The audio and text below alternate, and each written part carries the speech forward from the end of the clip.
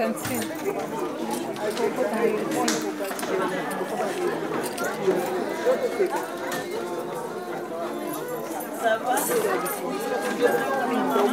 Alors, je ne sais pas si vous êtes comme moi, mais aujourd'hui c'est mon premier Noël à Boulogne. L'année dernière, je n'étais pas là. J'espère que ce n'est pas le dernier. En tout cas, aujourd'hui, je vais en profiter. Et je voudrais vous rappeler une chose sur Noël. C'est quelque chose que j'ai tenu à dire lorsque j'ai été invité à l'émission Présence protestante dimanche dernier. Et j'ai tenu à dire ceci. Noël, c'est le don qu'on n'a pas mérité. Vous savez, à Noël, il y a la tradition du Père Fouettard et du Saint-Nicolas. Hein.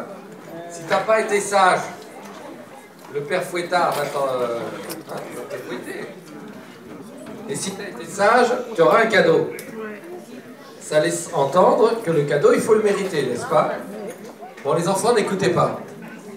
C'est pour les parents.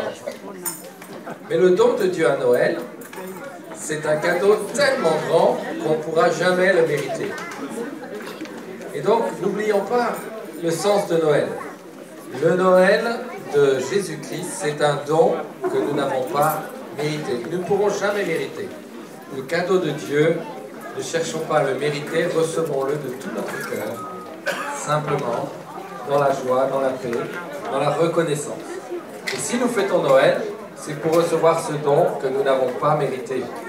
Aucun d'entre nous. Et dans l'Église, dans le langage, on parle de langage de l'Église, on dit voilà, c'est la grâce. Et la grâce, c'est exactement ça. C'est un cadeau qu'on n'a pas mérité.